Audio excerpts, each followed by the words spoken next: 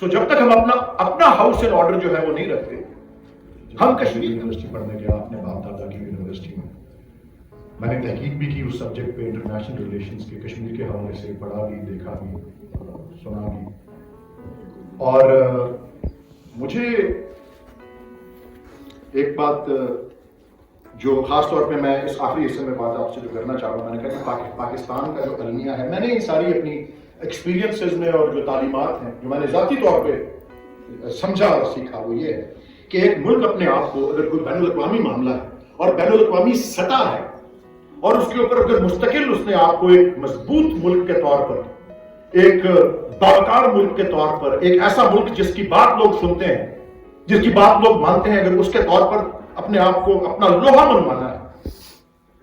تو اس ملک کو پہلے اپنے آپ کو اپنے اندر سے مضبوط کرنا ضروری ہے. پہلی تو بات یہ ہے کہ پنجاب اور کشمیر جو ہے یہ جڑے ہوئے ہیں، اور میں آپ کو یاد دلانا چاہتا ہوں کہ جب کشمیر کے اندر جدوجہد پڑا، جو خطہ ہوش پڑا سب کشمیریوں کا، وہ پنجاب تھا. اور وہ پہلا کیمپ جو ہوتا تھا کشمیر سے اترتے ہی یا سیالکوٹ ہوتا تھا یا جلال پور جٹا ہوتا تھا، اس کے بعد وہ مائگریٹ کرتے تھے باقی علاقوں میں. تو میرا تعلق، میرے آباء و اجداد کا تعلق چونکہ گجرات سے ہے، تو مجھے پتا ہے کہ کس طرح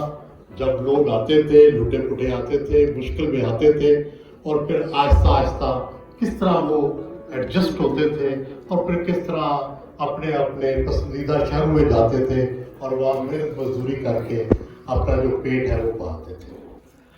یہ تو دوسری بات کیا ہے کہ کشمیر کا جو ہوتا ہے وہ پاکستان کے بننے میں اس کا بڑا اہم حصہ ہے، جو ہم اکثر بھول جاتے ہیں. اگر آپ یاد کریں، ولید اقبال صاحب یہاں تشریف لائے ہیں کہ یہاں تو اب بات کرنی بھی مشکل ہے کہ احمدی جو تھے اور اس وقت جو مسلمان تھے انہوں نے اکٹھے ہو کے کشمیر کمیٹی بنائی، اور علامہ اقبال اس کے سیکرٹری تھے، اور قادیان والے جو تھے وہ اس کے صدر تھے جس وقت کشمیر کے اندر ٹربل جاری تھی. تو بنیادی بات یہ ہے کہ اگر کشمیر کے مدعے پر لڑائی نہ ہوتی تو پاکستان کے قیام کی راہ بھی ہموار نہ ہوتی، کیونکہ پنجاب میں اس چیز کو فیل کیا گیا کہ اگر سکھ حکمرانی رہی، اگر ہندو کی رول رہا، تو اس کے اثرات پھر کشمیر جیسے ہوں گے. جو کشمیر میں ہو رہا تھا وہ کوئی پنجاب میں نہیں کرنے دینا چاہتا تھا. ہم سب پنجاب جو ہے ان کو پناہ دیتے تھے. تو اس لیے اس کی یہ بھی امپورٹنس ہے کہ کشمیر کے واقعے کو دیکھ کے لوگوں پہ بہت اثر پڑا، اور کشمیر کے اندر جس طرح مسلمانوں نے فیصلہ کیا، کشمیر کے لوگوں نے جس طرح فیصلہ کیا، وہ فیصلہ ہی پاکستان کے لوگوں نے کیا. دوسری میں تھوڑی سی معذرت سینیٹر ولید اقبال صاحب اور جو ہمارے یہاں دوست بیٹھے ہیں، مجھے ایک ہی بات میں یہ محسوس ہوا کہ جیسے پاکستان نے کشمیر کے لیے کچھ نہیں کیا. اس سے مجھے بڑی بڑی تکلیف ہوئی کہ سارے رہ بھی پاکستان میں رہے ہیں، سب جو ہے یہاں پر پلے پورے، 4 جنگیں پاکستان لڑ چکا ہے، ہزاروں لوگ بھیج چکا ہے،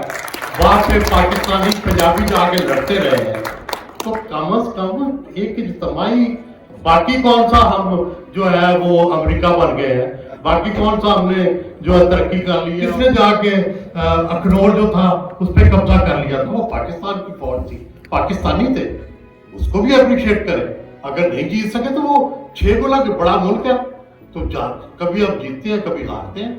تو بنیادی بات یہ ہے کہ یہ بڑا آسان ہے ہمیں کہنا کیا پاکستان نے ہمیشہ UN میں کشمیر کا مسئلہ نہیں اٹھایا، کیا پاکستان نے ہمیشہ ٹائٹ نہیں رکھا انڈیا کو اس معاملے پر، ہمیشہ رکھا ہے. تو ہم جب بھی کسی معاملے پہ تبصرہ کرتے ہیں تو تھوڑی سینسٹیوٹی بھی مد نظر رکھنا چاہیے. اور دوسری گزارش یہ ہے کہ یہ ٹھیک ہے پاکستان کے حالات سیاسی طور پر عدم استحکام کا شکار ہے، یہ بھی درست ہے کہ بہت ظلم ہو رہا ہے، یہ بھی ہو سکتا ہے. کس نے جا کے اخنور جو تھا اس پہ قبضہ کر لیا تھا، وہ پاکستان کی فوج تھی، پاکستانی تھے، اس کو بھی اپریشیٹ کریں. اگر نہیں جیت سکے تو وہ 6 گولا کے بڑا ملک ہے، تو کبھی آپ جیتتے ہیں کبھی ہارتے ہیں. تو بنیادی بات یہ ہے کہ یہ بڑا آسان ہے ہمیں کہنا کیا پاکستان نے ہمیشہ UN میں کشمیر کا مسئلہ نہیں اٹھایا؟ کیا پاکستان نے ہمیشہ ٹائٹ نہیں رکھا انڈیا کو اس معاملے پر؟ ہمیشہ رکھا ہے. تو ہم جب بھی کسی معاملے پہ تبصرہ کرتے ہیں تو تھوڑی سینسٹیوٹی بھی مد نظر رکھنا چاہیے. اور دوسری گزارش یہ ہے کہ یہ ٹھیک ہے پاکستان کے حالات سیاسی طور پر عدم استحکام کا شکار ہے، یہ بھی درست ہے کہ بہت ظلم ہو رہا ہے، یہ بھی ہو سکتا ہے.